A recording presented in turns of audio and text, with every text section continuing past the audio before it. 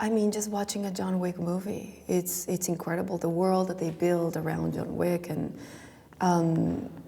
when I read the script, for me, it was very interesting to find that there is a town where the assassins live. And it's okay to be an assassin, and they teach children how to be an assassin. And they are, they're who they are, and it's okay.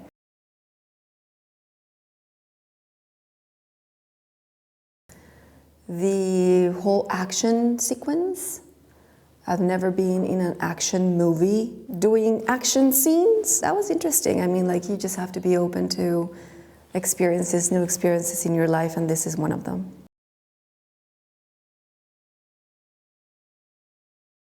My training has been for about 2 weeks, and it's like the fast lane. So how to hold a gun, because, I've never done a movie where I have to deal with guns. So basics, this is a gun. You hold it like this. If it's a rifle, then you hold it a different way. Stunts, they're ninjas. I mean, these people can fly they can do anything. And it's actually incredible to see what they can do. So I'm just open mind, watching what they do, what they can teach me, and trying to soak everything in.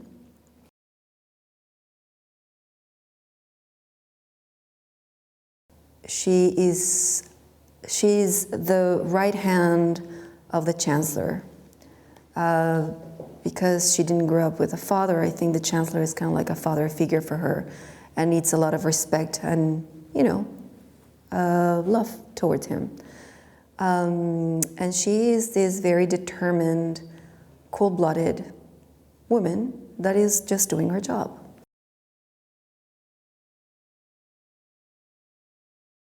Gabriel is just, he has such a beautiful presence. And he is, he's kind of like those actors that everything's gonna be okay. Like, his energy is very calm and cool and collected, and he knows what he's doing, and it's a joy to be around him, actually. It's great.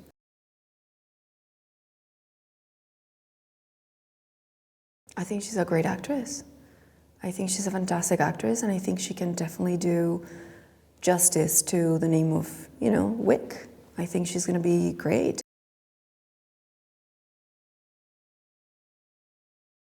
I feed from people's energy, so his energy is very, calm and collected. You never see him, even if everything goes wrong, you never see him despair.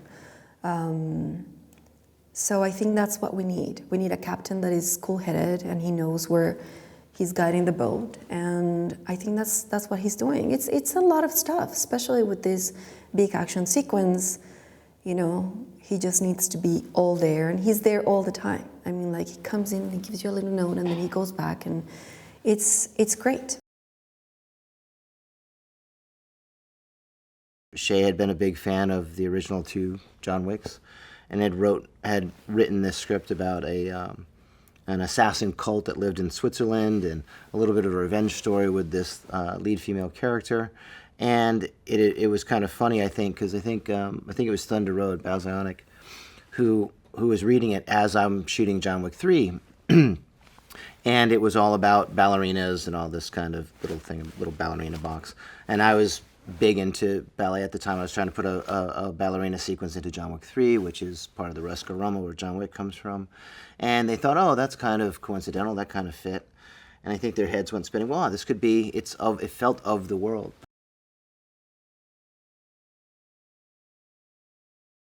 I think, it's always tricky to do John Wick without John Wick, or John Wick adjacent, or however you want to put it. But I think one of the fascinating things in the franchise to me is kind of the world creation. Mm-hmm. Like we always say, I'm a big fan of Greek mythology and Tolkien and all kinds of fantasy-esque worlds like that. So to build your own world and take it, and in the features of John Wick, we have that 2 hours, 2 hours and 40 minutes sometimes, to explore the worlds, and it's usually very John Wick centric. We're always with the characters, so we don't really have time to explore all the worlds, which is why a TV and an anime are always exciting. But also the ancillary features like Ballerina give us a chance to explore that world. Is it something people want to see? I think so. Can we make the characters exciting and stuff? I think so. Just they're intrinsically going to be different than John Wick. I think if we just tried copying the same story of our protagonist, it would get redundant or feel a little bit out. But trying to give each of our leads a different story arc, I think, is what we're hoping for.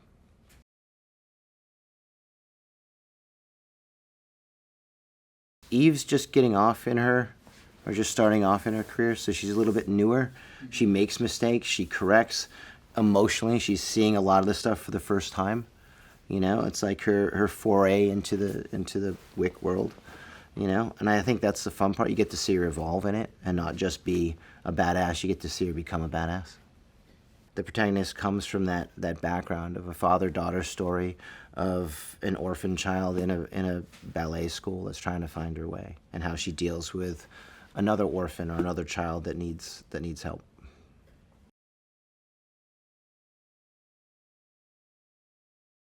We kind of put, I guess, more empathy into John, both from the audience's point of view and John's point of view. But if you go back to the first film, he's a force to be reckoned with. He is a little bit of the boogeyman. So it's nice to see that from a different perspective. And again, that's another, that was one of the benefits of Ballerina and the perspective in which they did it in, is you got to see John Wick in the perspective of the first movie, which is, okay, a little bit more antagonist than protagonist.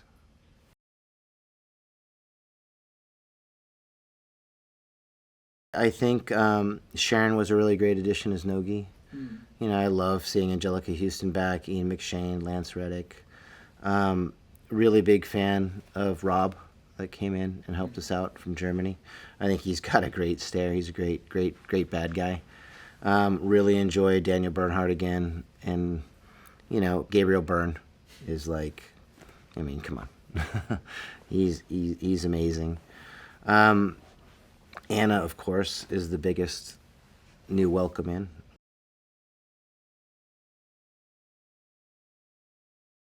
There's all different kinds of choreography in martial arts, its tone. Do you want a wuxia film with a fantasy film in China, like a Crouching Tiger? Do you want wire work everywhere? Do you want that hyper-real aesthetic? Do you want, we're already pushing it pretty good where one person can shoot 100 people. I think we're pretty fantasy already, but we want to keep it. We want the characters in the movie to believe it's real. Yeah. What the audience sees is a hyper real world, which is hopefully a little bit more fun, more of a grounded type anime situation than fantasy-esque or superpowers or a superhero movie.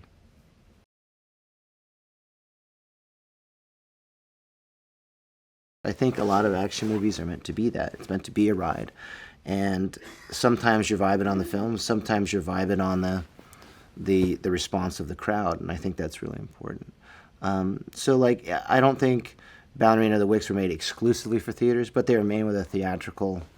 They're meant to get everybody going, oh yeah, here we go. This is it. He's going to shoot everybody now. Or, oh my God, they killed this puppy. There's a cool moment when you're watching it with an audience and you hear everybody go silent, oh, okay, that's the that's where everybody's behind the character. And when as John Wick buries his puppy, we knew the audience goes silent and nobody talked. And either that's really good or really bad. And then the first time he unwinds on people, place goes nuts, and that's a great experience. So hopefully there's enough interesting action and some interesting get behind the lead character moments in Ballerina that make you want to ride that wave. It was done on a big format with the right colors, and I think with the music, and I think it's meant to be seen in a theater. But I think the biggest part is action is meant to be seen, and go on that ride with everybody. Nobody wants to ride the roller coaster alone, I was nervous, I was anxious, I had butterflies. I come from a very athletic background, so when I get the opportunity to sort of have that feeling of preparation before having a game, I try to search for that in in a lot of facets. So when he said, we're gonna beat you up, we're gonna train you, we're gonna show you how to learn how to use guns and fighting and specific styles for the character. I mean, I was just ready to fly to Budapest as soon as I got that information. I was like, I need to go now. It was a dream come true.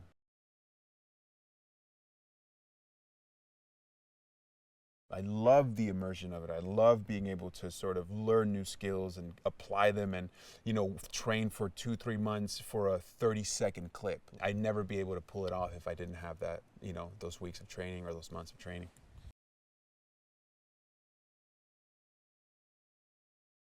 It took a great team to learn. I mean, with Jeremy and Jackson, who were sort of the fight coordinators in Budapest at the action gym. I took it as a badge of honor to be able to sort of coexist with these stunt people, the stunt community, and to be able to, say, hey, I can try. I'm not sure if I can do it, but I can try. And I think there was one moment where Jeremy Minas, who said at a certain point I had to do a role, and I was feeling sort of very down. I was doubting myself, and obviously because I was comparing myself to the stunt guys. But Jeremy comes up and he's like, you can do it. Come on. And just that little bit of a bump made me sort of be like, okay, great. I got a great team behind trying to make this look as effortless and as real as possible.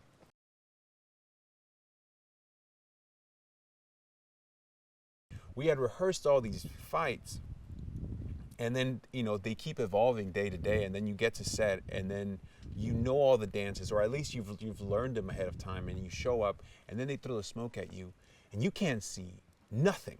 You can't see. You're talking about having to disarm a man and having another guy coming at you with an axe. And when you're dancing on the stage without the smoke, it's easy. And then you put the smoke in, and you're really in that space now. You're in that space of trying to survive. And so that was it.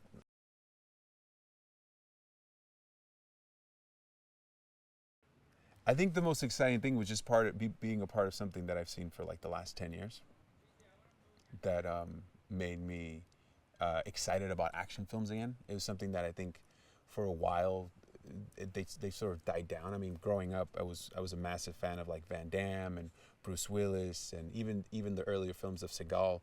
That just to have a little stripe in that sort of linear stories of great action films, I was like, that's good. My dad gets to see it, my uncles get to see it, my cousins get to see it, and they are massive action buffs.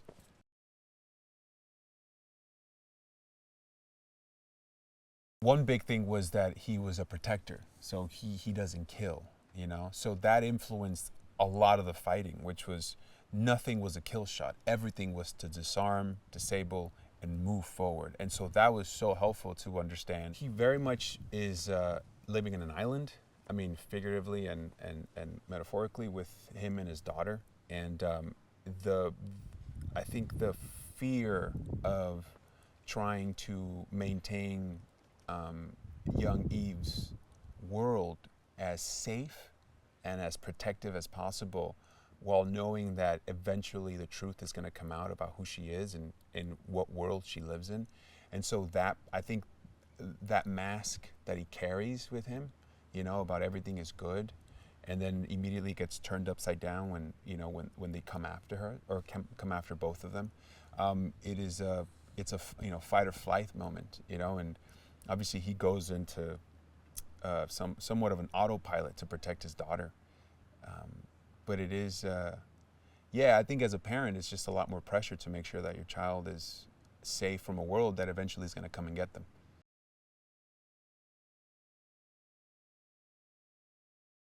Well, I feel like Javier's, in terms of the Chancellor and the sort of the community that Chancellor sort of runs, I think he feels duped. I think for so long he was brainwashed into believing something. His man was sort of an imposter in a way that would use other people as resources for his own benefit. And only until he decided to break away from sort of that community was sort of, I think, the stamp between this person that he looked up to, and now it becomes a false prophet.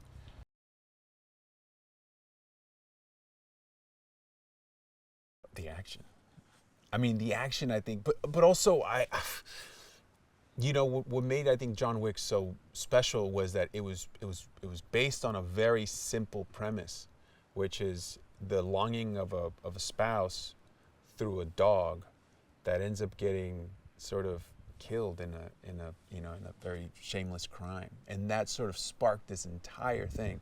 And so I kind of hope that when people see this film, that obviously they go to enjoy the action, but at the end maybe they do remember a little bit about someone they love, and the dreams or the nightmares of what they're capable of doing if something happened to any of them, you know, and sort of living vicariously through Eve's character of what they would do, you know, because when I've seen great films, if something happens to a loved one, I come out like wanting to like see how they're doing, you know.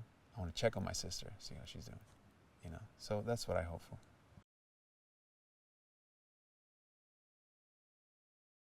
I had a general meeting with Shay, who was a huge fan of the Wick franchise, and he wrote Ballerina on spec, and it was a very different story than it is now. It was about still the core idea of a female assassin, and we bought the script, Lionsgate bought the script, and then we kind of worked backwards on how we were going to make it more Wick. Ballerina was always, you know, the big idea of this town of assassins. We loved that sort of world-building aspect of it, and what could that look like?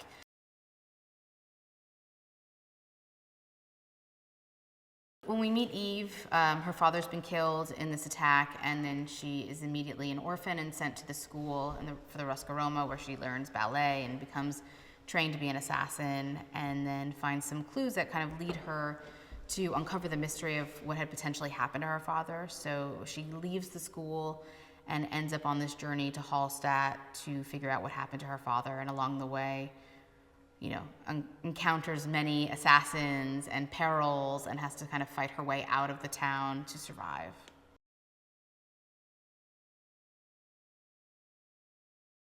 Eastern Europe was somewhere we hadn't really explored in the Wick franchise, so that was a really exciting setting for us. And then working backwards, snow, what kind of action could we do in the snow?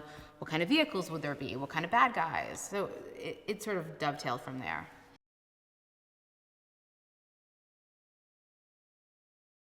We did meet with a lot of directors, and we did hear a lot of versions of the movie, and Len, who's not someone I had worked with before, came in and really blew us away with his take. First of all, he had become, he knows more about John Wick than I do at this stage. I think he's become such a deep arbiter of the laws of John Wick. He's really immersed himself. So that was like first and foremost. He came in with the great balance of how we could push the action further and bring in interesting set pieces. And he also is, you know, he's really smart and really good with story. And so he had a lot of ideas on how we could build Ana's character, the ballerina character, and really give her her own journey.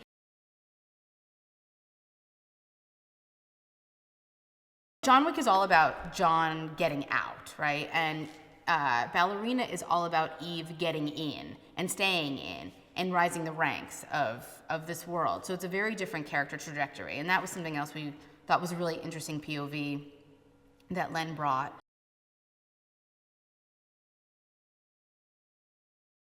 '8711 sets a tone for kind of the amount of training that an actor and the team undergoes. It's very specific, the way that they choreograph.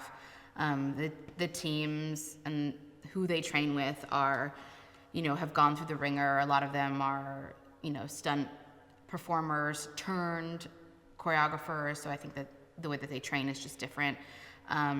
It just is a really high bar. Like, they don't take a lot of bullshit. So you have to show up, you have to bring your A game.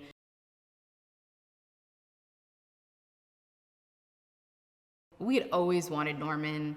We're huge Norman Reedus fans. He's friends with Keanu. Len's friends with him as well. Basil and I are just fans. And so he just felt like someone who was sort of, you know, orbits in the John Wick universe. And so we kind of really just only had eyes for him and kind of bent over backwards and changed our schedule about 50 times so it would work with his prior commitments. So it's been really great to have him here. It's funny, we went to Comic-Con with John Wick 4, and The Walking Dead was right in front of us on a panel. So Norman came into, we were all in the green room together, and I was just watching him. I had never met him before, but I was like, he belongs in this world. So it's a huge coup that we have him.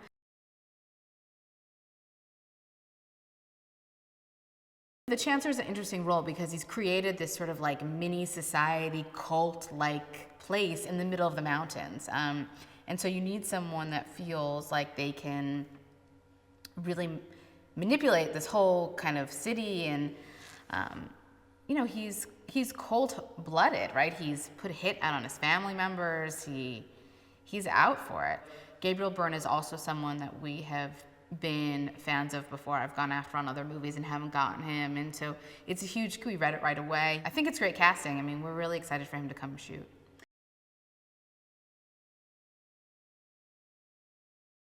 Before we came to Prague and scouted, we were not going to shoot Prague for Prague. We were going to just make it this, you know, sun and set town. And then we got here, saw how beautiful the city was, and really embraced a lot of its Gothic architecture and real places. And so we didn't have to create this fantasy world. We really pushed to go to Hallstatt for a couple days to kind of get that very specific Alpine look. But Phil's been great. I mean, he's been collaborative and interesting, and found amazing gems within Prague. And then also a lot of our sets like Stromberg and places that are hour and a half outside of Prague. So it's a lot of stuff that hasn't been shot before, which I'm excited about.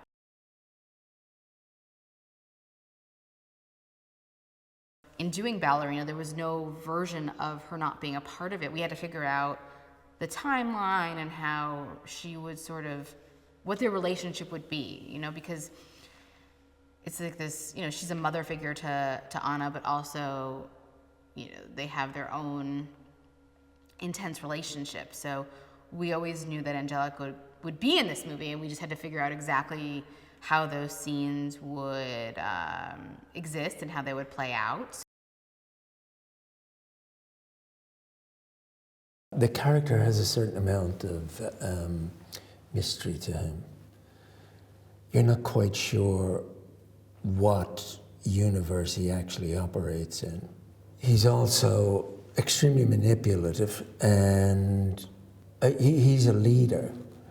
I don't want to make comparisons with cult leaders, but I think somebody who uses power to influence people's minds. It's meant to be a realistic interpretation of a cult leader. It's not meant to be that.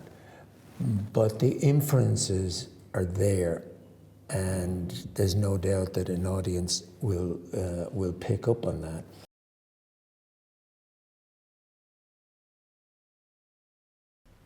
The challenge, I think, with a role like this is to not turn it into a kind of a stereotypical villain. Because the tone of the film is, although it has a core of realism to it, there's also a hyper-realism too, which I think that people unconsciously understand. They get it. They understand it's not real, but at the same time, they're drawn into a reality, a compelling reality. And a great deal of that has to do with the action, the choreography of the action, which is almost, at times, balletic.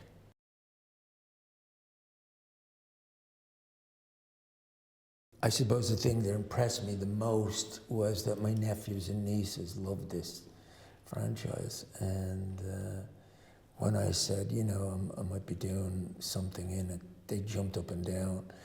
Because normally the kind of pictures in theater I do, they're not jumping up and down with excitement to see them. But for some reason, they love this whole world. So being part of it, being in the vicinity of this franchise has upped my cool quotient immeasurably.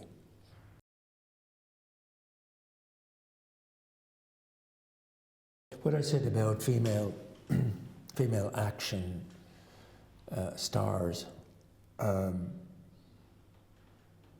Ana is from Cuba, Catalina is from Colombia.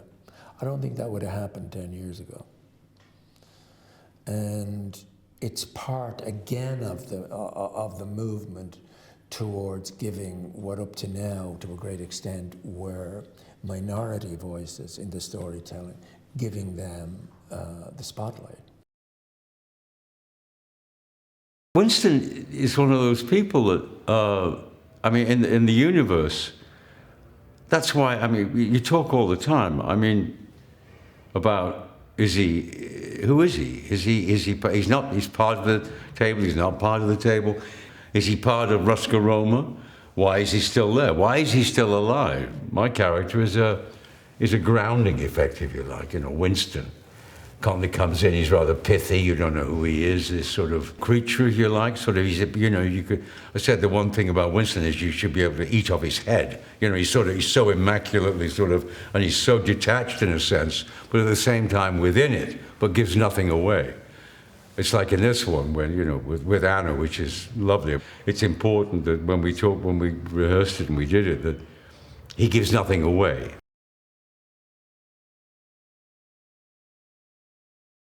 It's been such a sort of an interesting journey for the whole, that it started off as this independent movie, which was, and obviously, you know, a lot of us who did the part saw that what a good script it was, the original script. I mean, you had Willem Dafoe, you had Nyquist, Michael, which sadly died. I mean, Jesus, that was a shock, you know, after we did the first one.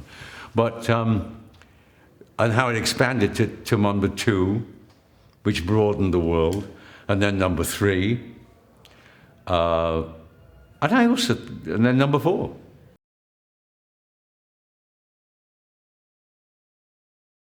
One of the things I like about the show too is the kind of the humor that's brought into it. The fact that it's a sort of that John Wick is like they're all fanboys of him in the assassin universe. That Wick is the sort of the Baba Yaga, the unbeatable, you know, the guy from hell, the guy that they cannot kill. I mean, I thought Mark was marvelous in John Wick 3 when he says, "Oh, John Wick, I'm fighting," and he dies. It's been a pleasure to fight you. It's been a pleasure to die. But that also gives it, lets the audience in on it. It doesn't take itself. It takes itself seriously within the universe, but it knows the audience. It gives them what they want.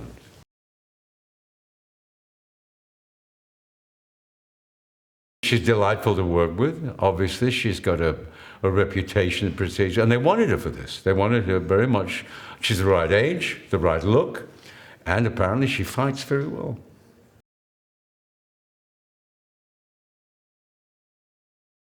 It's because of his sincerity as a human being, and because of his love of the character. I think it's important that he came back again. Oh yeah, because if it's a reference to John Wick, also, you know, I said, you and Chad, so you better make sure that it follows in the tradition. Be there for a while, set the tone. So that's why he came out early. I mean, we're only in, what, the 4th week of production? But they've had us all in here. So, I mean, you've had John, you've had John Wick, you've had Keanu, and then you've got me doing my bit now, and then Anjelica will be coming in. So it sort of sets the tone for the rest of the movie, which I think is a good thing, and I think Anna appreciates that as well.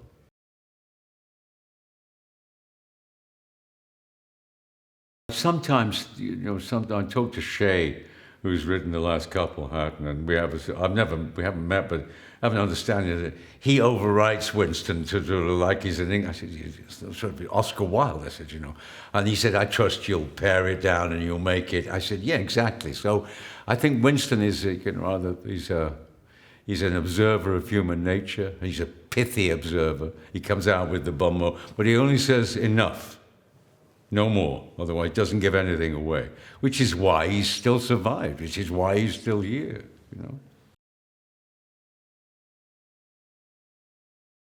When I read the script, I was really, I didn't think you could find a way to expand the world in a way that felt completely different and at the same time completely connected, but they did.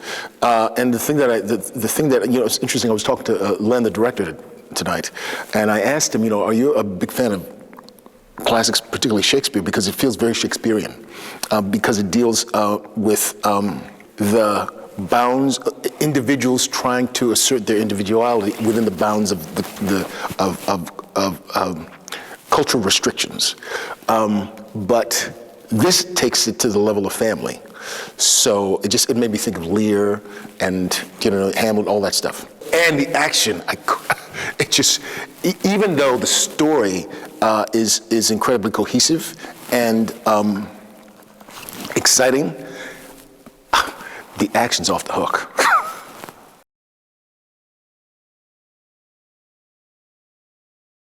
The only action I've ever seen her do was James Bond. And as a matter of fact, that was the first time I'd ever seen her. And this role requires such. It just seems like once she gets going, pretty much 2/3 of the movie is just her fighting and running for her life, and killing 20 people at a time. But there's so much pathos to the character, so it requires such a deep and nuanced level of acting. And so because I think she's capable of doing both, I think it's really going to be exciting to see her do this.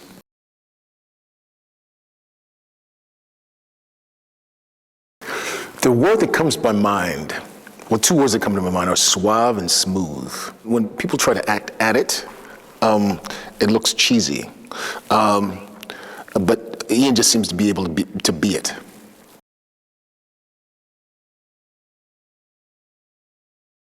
People that love the John Wick films are going to love seeing not only the world expanded upon, but specifically seeing the world of the Roscaroma come to life.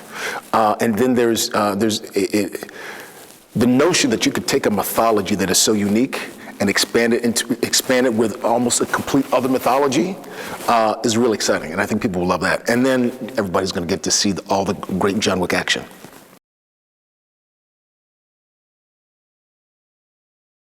I mean, this role is so different because even when I do comedy, usually I'm playing authoritative figures that talk a lot.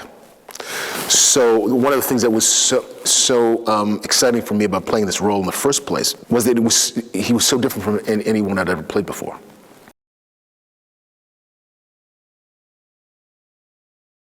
So you can't really play. You can't really effectively play an archetype. You can only play a character. But kind of standing from the outside, I realized that one of the great things about Sharon, watching his growth through the films, is that you go from seeing him as a character of mystery to a character of heart. I really believe that if John Wick is the soul of these movies, Sharon is the heart.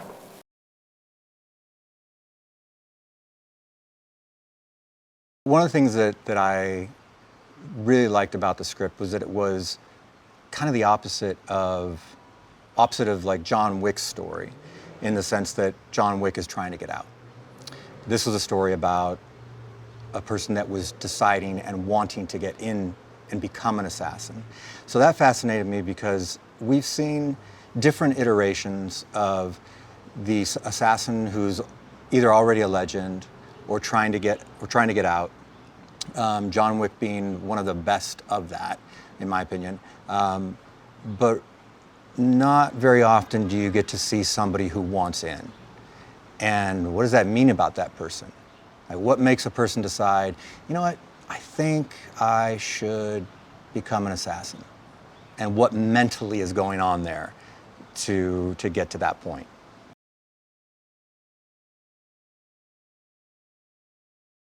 It's twofold with Eve, because it has vengeance in it, but it's also a connection to her father in terms of a surrogate family. She no longer has a family, and so there's the want of family. It's also a connection with where her father, trained. So it's one place feels like maybe this could be a second home, but also I really am pained and want revenge for what happened.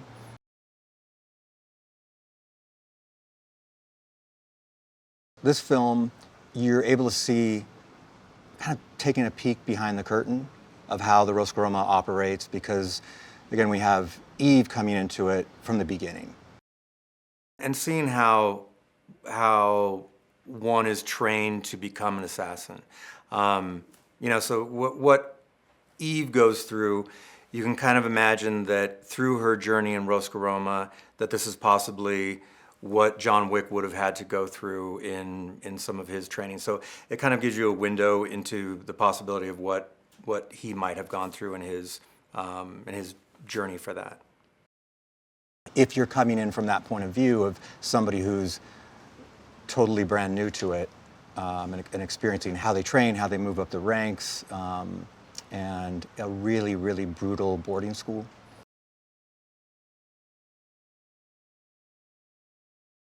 John Wick and Eve, they both suffered loss. And so there's a commonality there.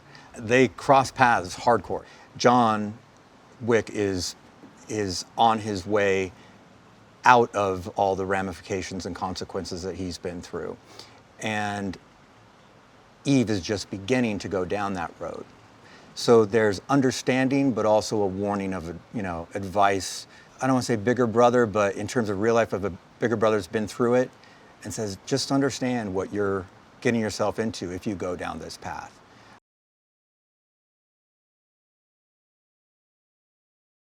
The thing that was absolutely wonderful about Ana within the training, because it's a lot of work. It's so brutal.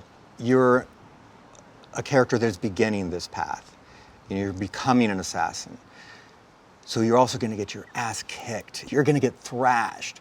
And she's like, cool, okay, cool, I'm in. And like we'd on set, it would be, she'd show up, show me the bruises, the marks, the scars, and they became like merit badges. She's like, I'm like, this is what it is. And the thing that she is wonderful at, and I think a lot of people don't really think about this too often, of you can really have the choreography down, have perfect choreography, but if it feels like you are remembering it and even doing a brilliant job, a lot of times the acting is secondary to remembering the choreography, and she is acting all through that, which is, for a director, amazing.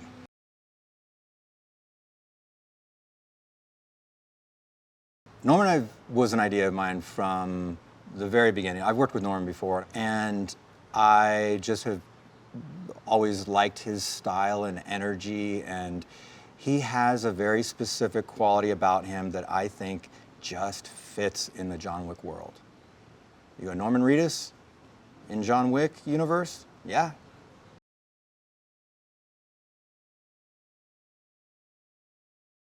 Ian McShane is a blast, and you love to hear him speak and say anything. He just has a way with words, and there's the way that he holds himself, and he's brilliant. So you get kind of lost in his performance, and just the nuances he gives to it are so engaging and so powerful, and they sound so profound. He's also a real laugh. Like, he's got a wicked sense of humor.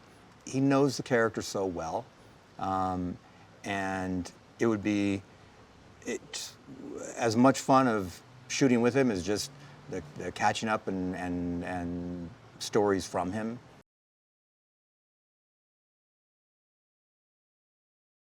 I told Anjelica it's going to be a little darker of side of the director, and she's just like, okay, I love that, and she's so darling. She's phenomenal to work with.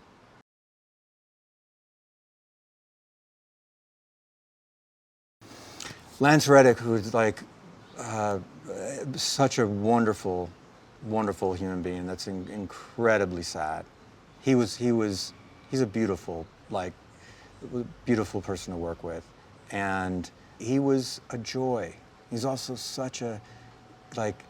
he was such a geek fan of the genre, and comes with all these interesting ideas, and it was heartbreaking. He was wonderful.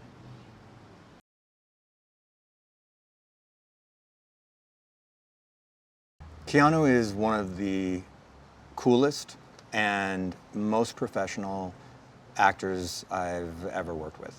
He's immensely dedicated. I'd never met Keanu. Surprisingly, in all these years, I've never come across him socially, and so I know as we all do, like his reputation of being one of the coolest to work with that has ever been created. I don't know how else to say it. I loved working with him.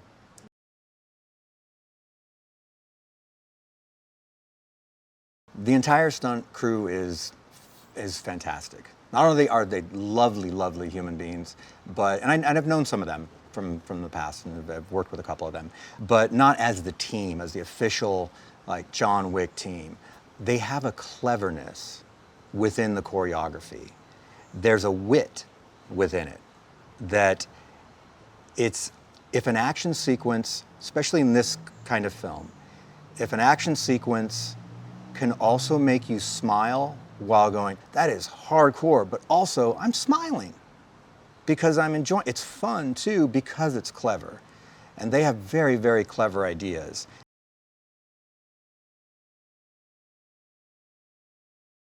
I mean, the inspiration behind a lot of the action is really, it starts from a place, at least with me, of like, what have we not seen? The ice skates. I had this idea of, I went and bought some skates and put them on my hand, like how would they fit into the, I put blood on them, and I would do these little videos. And love the idea of how fun would it be. She uses these ice skates as gauntlets. That's pretty brutal. So that that informs then the sequence of that's a new weapon, so then that's going to take place. Where would she find skates? Well, she would find them in a boathouse, so that kind of evolves that way. And then with the flamethrower sequence, the grenade sequence, there was we've seen flamethrowers in films before, never a close quarters flamethrower battle like a gunfight. Same thing with the grenades. Again, have we seen grenades in film? Yes, okay. But what if we did grenades that was more like a snowball fight and a close quarters grenade just fight? And so once if you find either the environment or kind of mix certain things together, then your action sequence is just it's gonna inherently be different. So that's one of the things, at least that I look for, is what's the unique idea behind it first.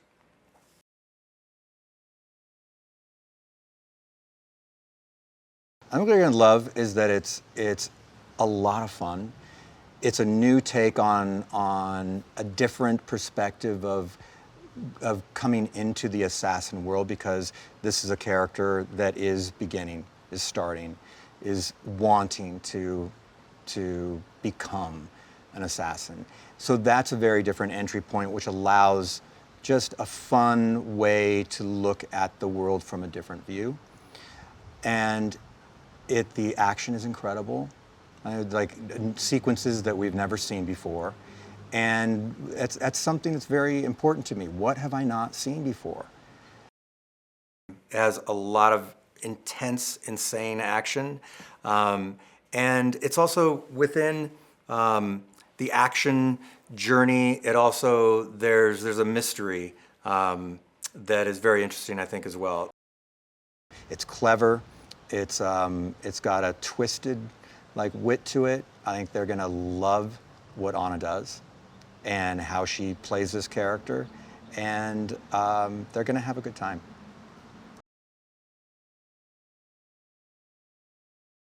I like everything about them. I like the characters. I like the lighting style, the fighting, of course. I remember the first time I saw Keanu flick a cartridge out of a pistol. I was like, oh my God, rewind. And it was just super cool.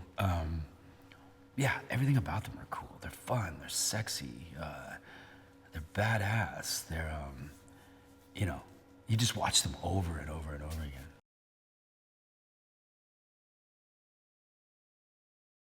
I'm shooting a television show in France right now, And I was like, guys, it's John Wick. You gotta let me go. And they're like, okay, it's John Wick. You can go. But you know, everybody there's been texting me, how's it going? How's it going? How's it going? Everyone's super jealous. Good, let them be jealous.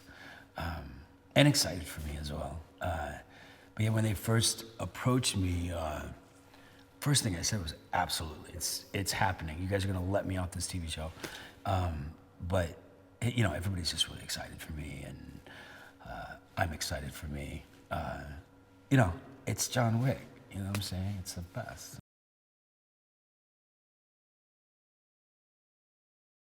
You go in and you meet them all. They sort of explain the scene that you're going to do, and then they take you through like a 45-minute exercise regime. You feel very safe with them. You feel very, very safe with the weapons guys. You know, they're very communicative with shouting out how many rounds, what's going to explode behind your head. Because like you watch the movies and it looks like just somebody pushes a button and the whole room explodes. But every little squib, every little piece of marble that gets shattered off the wall is perfectly calculated, where you feel very safe going into it.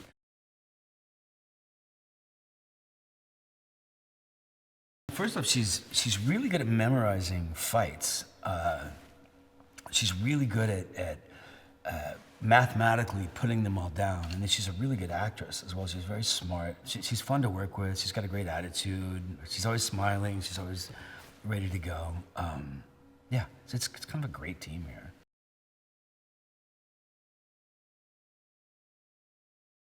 Len's great. He's easy to communicate with. He knows what he wants. Little things too. I like that he comes up with just little minute things that sort of make or break a reaction or a timing thing. He's got really clear ideas and really good ideas, and he works on the fly like that, which I love.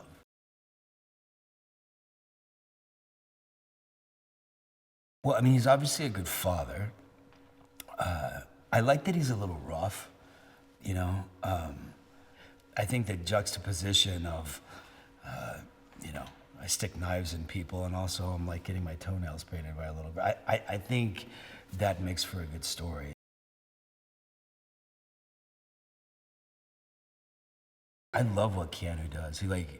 He speaks very slowly, and he means what he says. And if you ask him a question, he'll answer in the fewest words possible.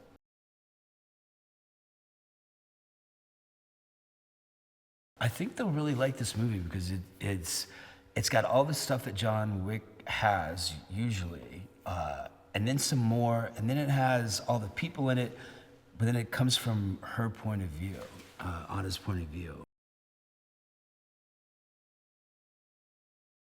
I have 3 sons who love the John Wick films, and I'm a fan myself. And when I got the call about Ballerina, my boy said, you have to do it. So I read the script, took the initial call with Len, and you know, we got on very well. We share a very similar aesthetic.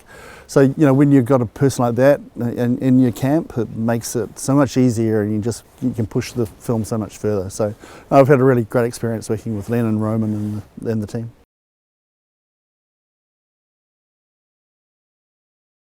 The important thing was, yes, it has to fit within the John Wick world. It needs to feel like a John Wick film, but it needs to have its own vibe. It's a case of us putting our own spin on it, and you know, we had a script that had very different settings, which helped us immediately. We're set in Europe, you know, so with snow, so color temperature changes immediately.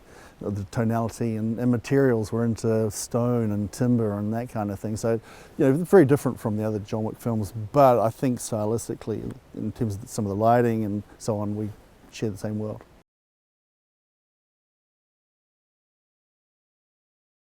Len has always been a big fan of Hallstatt since the script was developed. He's been looking at this place on Google Earth for about 3 or 4 years.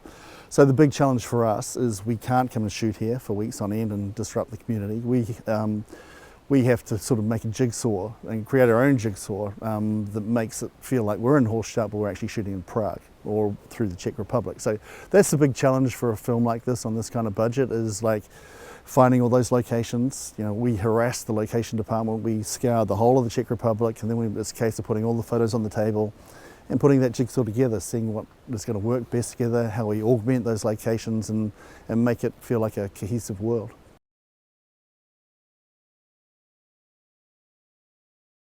Well, one of the benefits of this film is we get to flesh out John Wick 3, Anjelica Huston's, the director's world. What's behind the scenes, like where do they live, how do they live, what goes on there, this shooting range, what's their dormitory like. So it was good for us to be able to flesh that out and tell that story.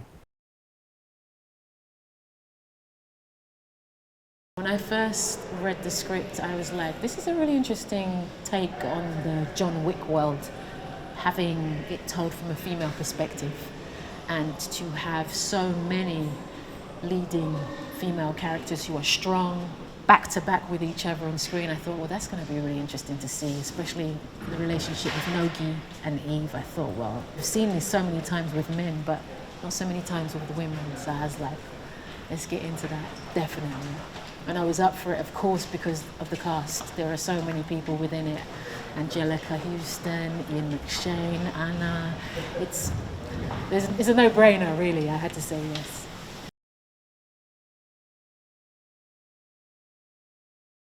It has always been a dream of mine to be in a role where it's something connected to the underworld, underground, and assassins. So for me, it's like, we've only seen that a couple of times, and in this story we get to see her backstory, but also how she is challenged by wanting to do the right thing with regards to everybody, her future, with regards to the Rosca-Roma.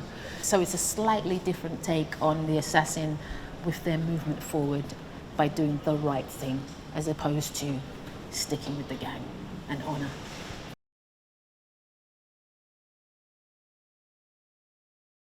I think because Nogi meets Eve at such a young age, her first perception of Eve is that she's this strong, determined survivor who has, in a way like Nogi, come from a world where she cannot be anymore. And so there is an understanding of being left on your own, an orphan, and then becoming, in your own strength, your own entity.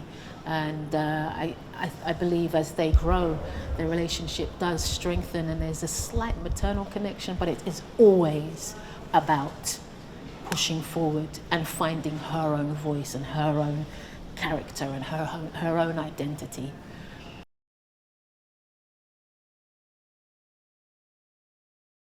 To know you're coming on a John Wick franchise is one of the most exciting things for me because of the stunts. And as soon as I was told that they had me on board, I was like, do I get to do any stunts? Do I get to fire any guns? And of course they have you on board. Yeah, I've got a whole orientation with the guns, the hand rifles. They've had me with the stunt teams doing some martial arts here and there, some fights, some punches. But one of the beautiful things of that is it's sort of like a nice way of being welcomed into the Ballerina family, and knowing that we all have a language that is unified, and that we can, even if we're just standing there, we've actually in some way lived that part of the induction.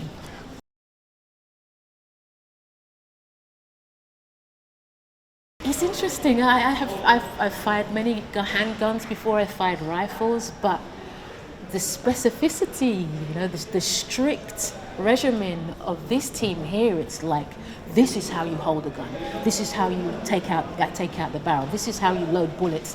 It's been much more detailed, and I think the reason they do that is because they have a fan base that strongly know and understand the world of martial arts, of weaponry. So everybody is looking with a fine-tooth comb and a microscope to see that the truth is there, that it looks real, that it is believable. And so, that's part of what makes this so special. Everybody knows what they're doing. It's not just mimicry,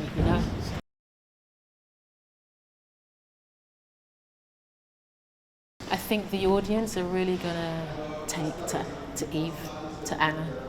I've seen some footage of the film so far, and she's incredible. She's absolutely incredible, and it's lovely to know that there is a kick-ass energy coming out of this fine performance. She's outstanding, and I think they will take to her. and hopefully it will be just the beginning for her story and her journey.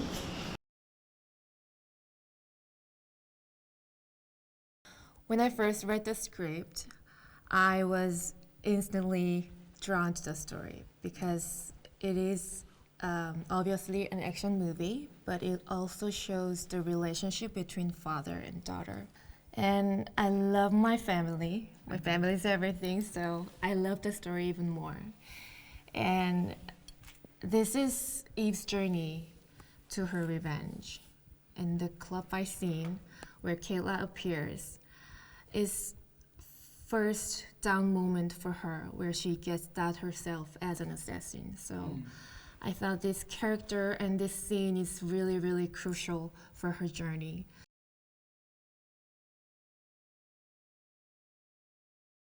I thought, just like anybody else, she was very much looking forward to a great night ahead. I had to give her few settings to help myself better dive into the role. I imagined that this is Katla's birthday, and in terms of her professional career, I had imagined that this is very close to a moment where her dreams finally coming true. Basically, there's a lot of things to celebrate this day. She thought there would only be success and happy moments in her life from then on. Creating this backstory helped me to express her fear and desire to survive and complexity of her feelings.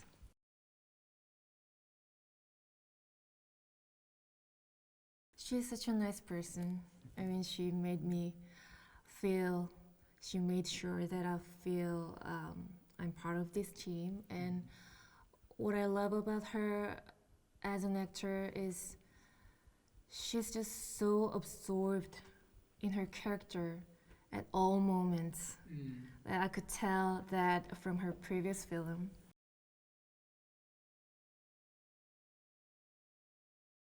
A meeting with the stunt team was my one of the things that I was really excited about, because when will I ever get to the chance to learn from them, you know? So when I worked another production, I was only learned some punches or kicks, basically some attacks. So I didn't learn the reaction, but this stunt team taught me how to respond punches or how to get gunshot or like some slide. It was only reaction, but I thought it was how lucky I am.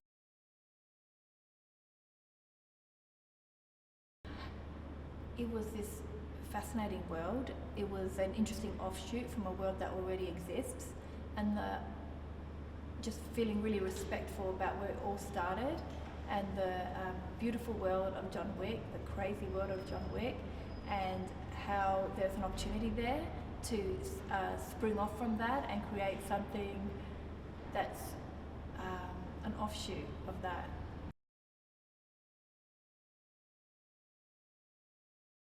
I found that John Wick is very stylish and extremely clever. Is really the best way I could describe it, so I was really attracted to that. The idea of doing an offshoot and using the inspiration from that was really exciting.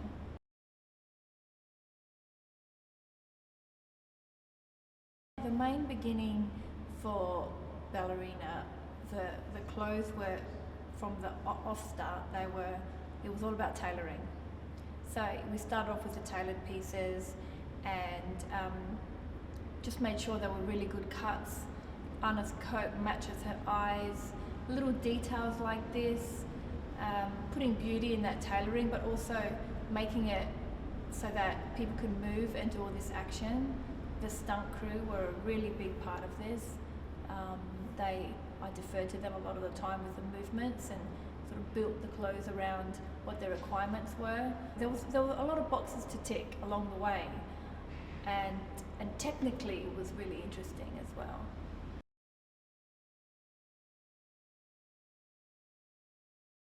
We tried a suit. We tried a tie at one point. We did experiment, but then she put the coat on and it fitted perfectly, and she was like, this is it, this is the one, I love it. And we all loved it. As I said, it matched her eyes, it felt right. She wore a fantastic bodysuit that was flexible, and then there was another suit that we put together for her and tailored it to her specifically, and that was for the Continental. So everything just fell into place.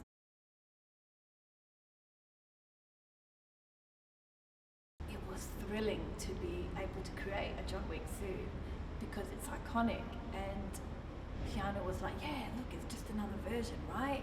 And to me, it was so much more than that because I brought in one of my favorite tailors and we worked together on it and chose the most beautiful wool and made sure his trousers were flexible. We had extra pairs for all his stunts, but John Wick's a proper hero, and for me, it was like, I don't know, building a Batman costume. So I loved it. I loved it.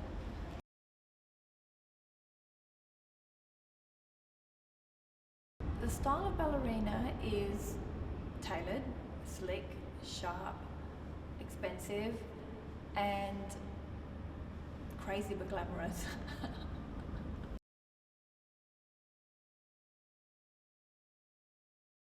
Anjelica is such a special person, and it was really magical to work with her in particular because there was so much scope in actually creating robes from the start, from scratch. You know, building fabrics in with tassels and really building up that look that was already created from previous designers, and then building up on that. She loved it. She loved to really have this eclectic feel about her. We discussed a lot about what her past was and where she collected all these rings and all these jewelry and these robes and all these people that might cross her path. So she was a really eclectic, interesting character.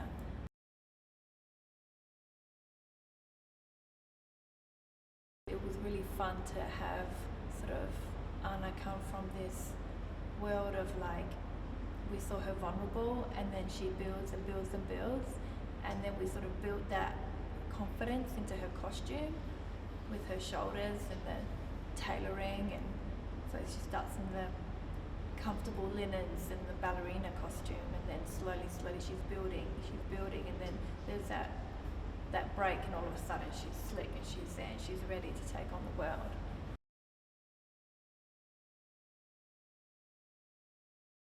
Len's outlook is very, very cool, and it was fun to just be able to present and choose together and build a colour palette together exactly. And Len has a really tight vision, and so it became easy to follow.